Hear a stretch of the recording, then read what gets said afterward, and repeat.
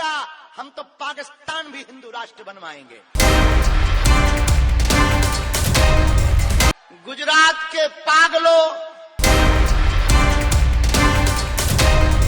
बागेश्वर धाम के पागलों, एक बात तुम अपनी जिंदगी में याद रखना,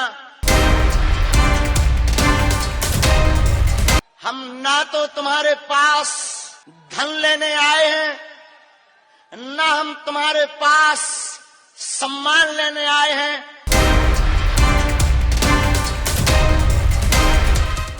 भारत हिंदू राष्ट्र कब बनेगा? हिंदू राष्ट्र बन जाने के बाद देश में क्या क्या बदलाव आएंगे? कुछ इसी तरह के सवाल पिछले कुछ महीनों से लाखों करोड़ों लोगों के जहन में उठ रहे हैं और ऐसे सवाल उठने के पीछे का सबसे बड़ा कारण है बागेश्वर धाम के पुजारी धीरेंद्र कृष्ण शास्त्री।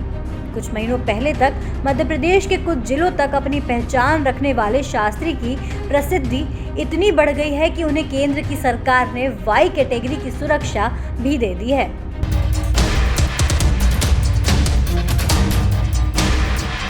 हिंदू राष्ट्र की परिकल्पना कोई नई बात नहीं है। समय समय पर भारत को हिंदू राष्ट्र बनाने की बात वर्षों से चलती आ रही है, लेकिन बागेश्वर सरकार ने जिस तरीके से हिंदू राष्ट्र का मुद्दा उठाया है, शायद इतना पुरजोर तरीके से आज तक किसी ने नहीं उठाया होगा।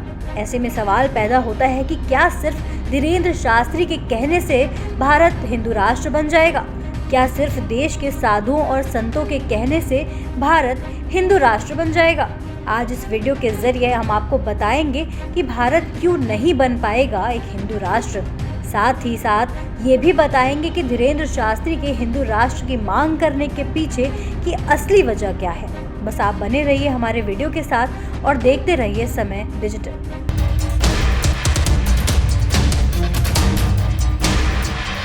आगे बढ़ने से पहले हम आपको बता दें कि सभी हिंदू सनातनी हैं। आप इसे सनातन धर्म भी कह सकते हैं। सनातन का मतलब होता है सदा बना रहने वाला, जिसका आदि ना हो और अंत ना हो, उसे कहते हैं सनातन। मनु महाराज ने एक श्लोक के जरिए इसकी परिभाषा बताने की कोशिश की है, जो कुछ इस प्रकार है।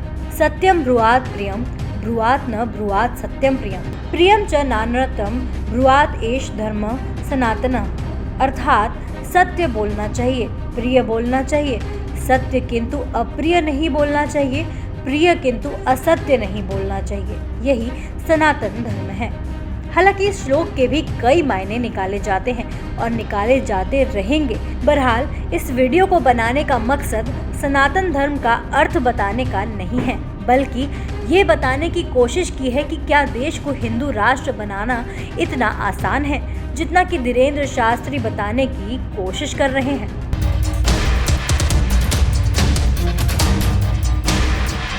हमारे देश में साधु संतों की बात को सही मानने की परंपरा बहुत पुरानी है। देश को धार्मिक रूप से समृद्ध बनाने में साधु संतों की भूमिका बड़ी अहम रही है, लेकिन ये भी सत्य है कि देश के दर्जनों संतों ने अपने कर्मों से देश के करोड़ों लोगों की भावनाओं को आहत भी किया है।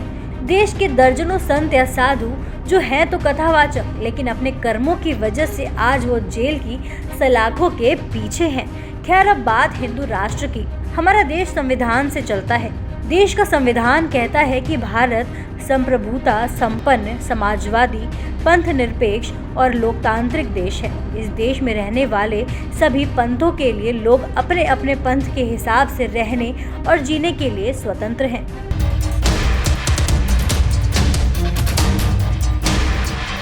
यानी यहाँ हिंदू, मुस्लिम, सिख, ईसाई समेत अन्य पंथों के लोग भी एक दूसरे से मिलजुल कर रहते हैं।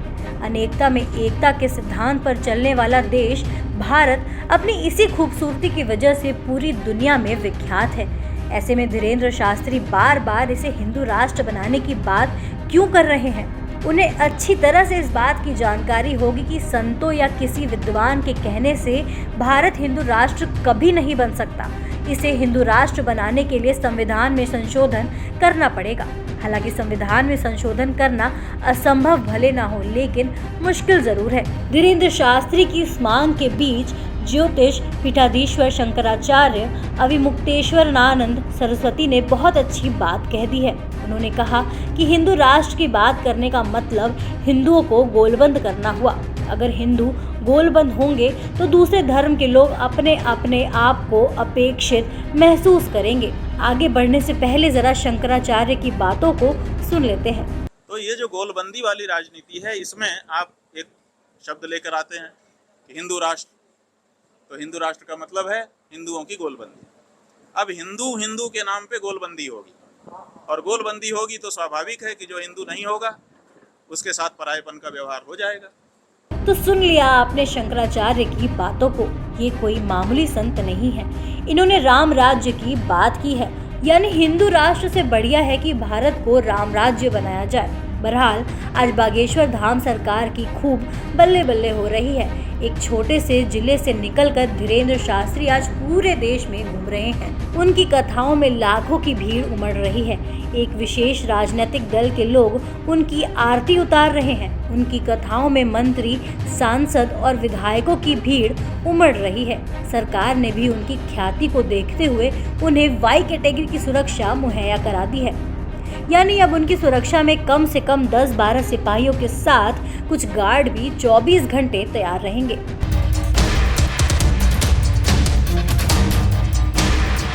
हमारे देश में कई ऐसे कथित संत या साधु रहे हैं जिनकी पहुंच सत्ता के गलियारों तक ही नहीं बल्कि सत्ता तक भी रही है। ऐसे संतों की प्रसिद्धि और उनके हश्र को देश के लोगों ने देखा भी है। हम ये नहीं कह रहे कि धीरेन्द्र शास्त्री गलत हैं, लेकिन उनसे इतनी जरूर उम्मीद की जानी चाहिए कि वह जिस हिंदू राष्ट्र की बात कर रहे हैं उनकी परिकल्पना के बारे में बताएं। देश के लाखों लोग जो उनकी बातों को सुन रहे हैं, उन पर भरोसा जता रहे हैं, उन्हें वो फॉर्मूला भी बताएं जिसके तहत भारत हिंदू राष्ट्र बन पाएगा। वे लोगों को सिर्फ जगाएं ही नहीं, कहीं ऐसा ना हो कि हिंदू राष्ट्र की उम्मीद में लोग इतना ज्यादा जाग जाएं कि उन्हें सोने में परेशानी का सामना करना पड़े। देश दुनिया की तमाम अपडेट्स के लिए देखते रहें समय डिजिटल। वीडियो को लाइक करें, दोस्तों के साथ शेयर करें और चैनल को सब्सक्राइब करना ना भूलें।